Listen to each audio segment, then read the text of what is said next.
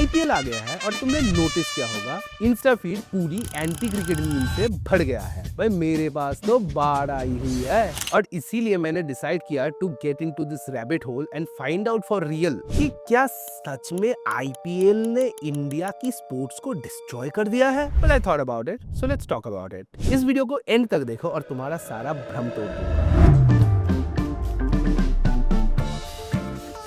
पहला argument anti cricket की side से लोगों का ये है कि इंडिया में सिर्फ क्रिकेट का ही बोलबाला है। सर, दूसरे देश वाले स्पोर्ट्स को बढ़ावा दे रहे हैं, लोगों को नए नए स्पोर्ट्स सिखा रहे हैं। हाँ, तो हम भी स्पोर्ट्स को बढ़ावा देंगे तो नॉर्मल क्रिकेट के अलावा अब देश में आईपीएल क्रिकेट भी होगा। कभी टेस्ट क्रिकेट, कभी ओडीआई, कभी आईपीएल, कभी डब्ल्यूपीएल, यही सब चलता है और दूसरे किसी स्पोर्ट्स में इंडिया अच्छा नहीं करता। अच्छा जी, तो फिर ये क्या है? सिर्फ 2025 में India got 3 gold and 2 bronze medals at the inline speed skating world championship. India became the first Asian country to win the Squash World Cup. Finished 5th in the World Skating Championship. Vaishali won Grand Swiss 2025. 18-year-old Gukesh became chess champion. Divya Deshmukh won Women's Chess World Cup. India was world champion at Kho Kho 2025 in both men's and women's category. India won Men's Hockey Asia Cup. 14 साल की दिव्यांशी भौमिक ने history create कर दी। Asian under 15 world table tennis championship में gold जीतकर India के लिए। India finished as runners up at the 2025 women's hockey Asia cup. 10 हो गया, अभी और सुनो। Double victory at the 2025 kabaddi world cup. India absolutely dominated the 25th Commonwealth Senior Weightlifting Championship, winning 4 gold, 6 silver and 3 bronze medals. India achieved its best ever finish at the 16th Asian Shooting Championship, securing a historic 99 medals जिसमें से 50 gold थे. India won under 17 Women's Wrestling Championship. India finished 4th in World Archery Championship 2025. India finished 3rd in World Police and Fire Games, securing over 588 medals. सच बताओ, इनमें से कितने के बारे में तुम जानते हो? इंस्टा में एक बाइनरी पकड़ के रील्स बनाने से नैरेटिव बदल सकता है, रियलिटी नहीं। इसे सोशल साइकोलॉजी में अवेलेबिलिटी ह्यूरिस्टिक कहा जाता है। मतलब जो भी आंखों के सामने दिखता है वही सच लगने लगता है और हम ऐसे रील्स देख के बहुत हिप्नोटाइज हो जाते हैं। लोग आईपीएल को ब्लेम करते हैं इंडिया में बाकी स्पोर्ट्स को मारने के लिए, पर अगर तुम अंधे नहीं हो तो तुम एक पैटर्न देख सकते हो। आईपीएल ने किसी को डिस्ट्रॉय नहीं किया बल्कि बाकी स्पोर्ट्स को एक ब्लूप्रिंट दिया। Indian super league, hockey India league, premier badminton league, pro kabaddi league, ultimate table tennis, pro volleyball league, super boxing league, X1 racing league, pro wrestling league, Kumite one league, UBA pro basketball league, international premier tennis league, ultimate kho kho league. ये सब leagues ने IPL की core formula को copy किया है। City based franchise model, players का auction, short duration format, entertainment का layers जैसे cheer leader, Bollywood owner, music और ड्रामा। फिर से मेरा तुमसे सेम सवाल है, इन 13 लीग्स में से तुम कितनों के बारे में सुने हो? सुनोगे भी कैसे? इनमें से 4 तो हमेशा के लिए बंद हो गए हैं, 4 वेंटिलेशन में जिंदा है, 3 अपाहिज बन के और बस 2 लीग, इंडियन सुपर लीग और प्रो कबड्डी लीग सरवाइव किए हैं। देखो, आईपीएल ने एक रास्ता बना के दिया था बाकी स्पोर्ट्स को फ्लरिश करने के लिए। मतलब प्रॉब्लम आईपीएल कभी था ही नहीं, बल्कि वो तो सोल्यूशन था। पर all of the sports died क्योंकि कोई डीप रूटेड फैन कल्चर नहीं था, ग्रास रूट लेवल का इकोसिस्टम वीक था। बहुत ज्यादा टीवी चैनल्स पे ये लीग्स डिपेंड करते थे व्यूअरशिप के लिए। अब तक हम 3 मिथ्स को तोड़ चुके हैं। इंडिया स्पोर्ट्स में वीक है, आईपीएल ने सब डिस्ट्रॉय किया और सब स्पोर्ट्स खत्म हो गए बिकॉज ऑफ आईपीएल। अगर तुम्हें ये वीडियो अब तक देख के मजा आ रहा है तो लाइक ठोको और सब्सक्राइब करो, जिससे कि मैं ऐसा स्पोर्ट्स रिलेटेड वीडियो तुम्हारे लिए फ्यूचर में ला सकूं। अब वीडियो में यहाँ से हम थोड़ा गियर शिफ्ट करेंगे और चीजों को और डेप्थ में एक्सप्लोर करेंगे।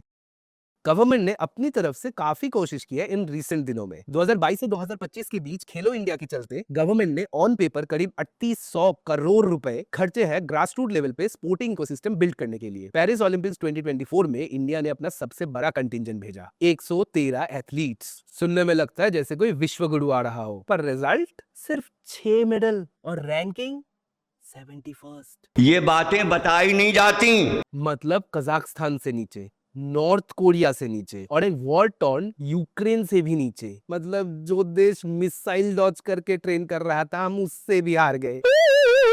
ये सिर्फ पुअर परफॉर्मेंस नहीं, ये रियलिटी चेक था कि हम एक्चुअली वर्ल्ड स्टेज में कहां स्टैंड करते हैं। इस शर्मनाक परफॉर्मेंस के बाद Odisha really stepped up, world class high performance centre introduce किए। Hockey, football, swimming, athletics, weight lifting, shooting, badminton सब कवर्ड है। इंटरनेशनल लेवल कोचेस हायर किए, इंडिया का लार्जेस्ट ट्रेडमिल इंस्टॉल किया, वर्ल्ड एथलेटिक्स में कैटेगरी 1 सर्टिफिकेट तक ले आया। पर हमने स्पोर्ट्स को बढ़ावा देने के लिए क्या किया? 5 और मैदान के ऊपर बिल्डिंग बना दिए, बच्चों को स्पोर्ट्स प्रैक्टिस से उठाकर 2 और ट्यूशंस लगा दिए, बच्चे का रिजल्ट खराब होने पर फुटबॉल फोड़ दिया। एक सिस्टम कितना ही स्पून फीड करेगा स्पोर्ट्स को? कभी तो मिरर देख के हमें भी मानना पड़ेगा कि भाई गलती हमारी भी है। पर नहीं, हम सब तो राजा बेटे हैं। आईपीएल को रिकॉर्ड व्यूअरशिप भी हम ही देंगे और फिर उसी को विलेन बना के कंप्लेन भी हम ही करेंगे। मतलब प्रॉब्लम भी हम, विक्टिम भी हम, और ब्लेम किसी और पे।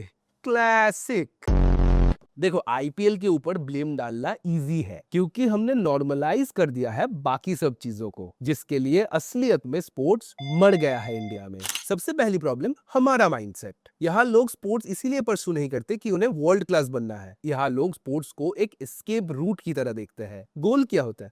ओलंपिक्स में जाना? नहीं। लेगेसी बनाना? नहीं। गोल होता है किसी भी तरीके से स्पोर्ट्स कोटा में सरकारी नौकरी मिल जाए, बस।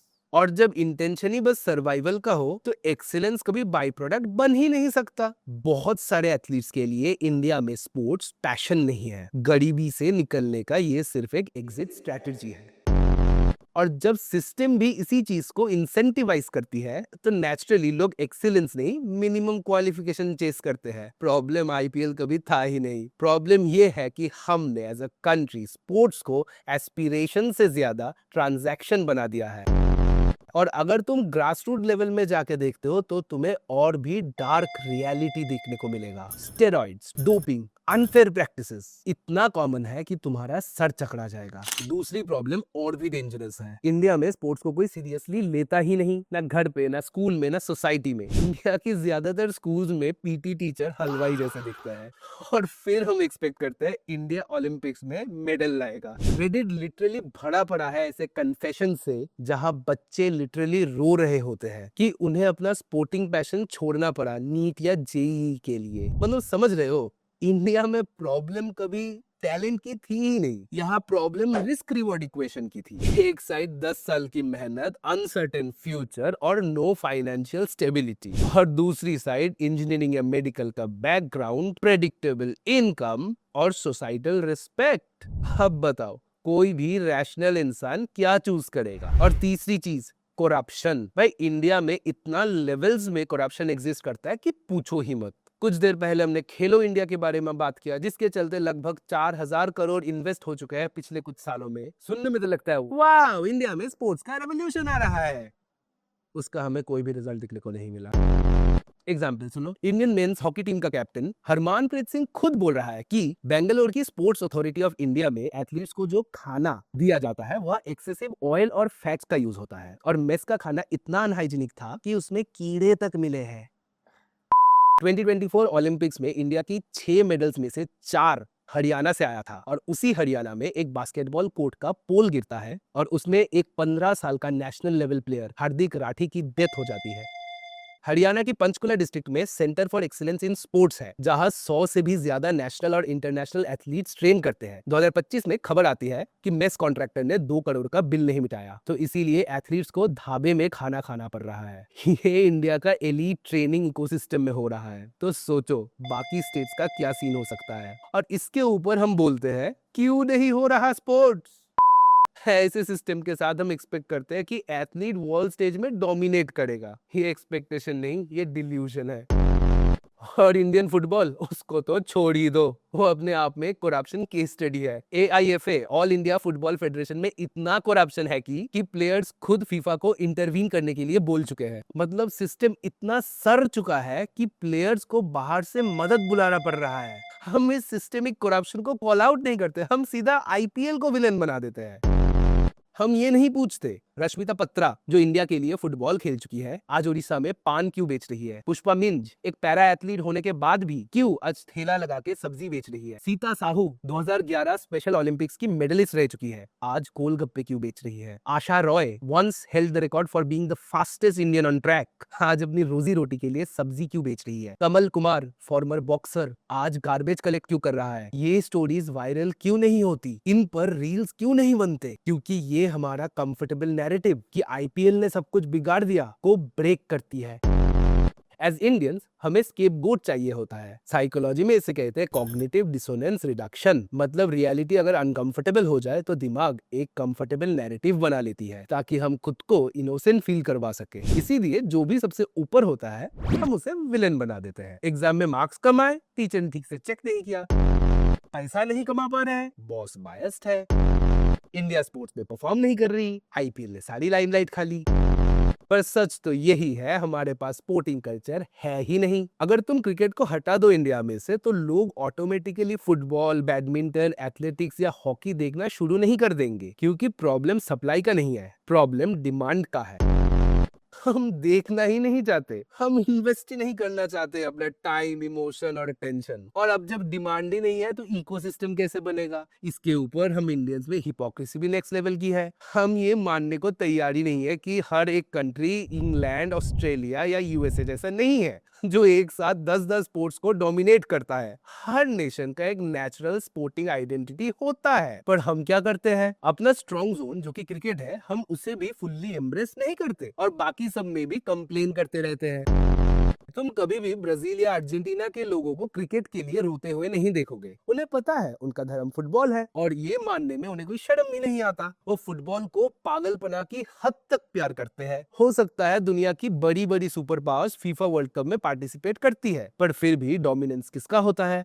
अर्जेंटीना का, ब्राजील का, क्योंकि उन्होंने सिर्फ अपने स्पोर्ट को खेला नहीं, जिया है। और जब मेसी ने वर्ल्ड कप जीता था, तब अर्जेंटीना का पूरा देश सड़कों पे आ गया था। सेलिब्रेट ऐसे किया जैसे कोई जंग में जीत गए हो, पर किसी ने तब ये नहीं बोला, अरे यार, अर्जेंटीना में क्रिकेट का कोई इंफ्रास्ट्रक्चर क्यों नहीं है? समझ रहे हो? वहाँ लोग अपने स्ट्रेंथ पर डबल डाउन करते हैं, यहाँ हम अपने स्ट्रेंथ को भी हाफ हार्टेड लेते हैं और बाकी सब के लिए रोना भी नहीं छोड़ते। देखो, सच सिंपल है, तुम हर गेम नहीं जीत सकते, पर जिस गेम में हो उसमें जान देनी पड़ती है।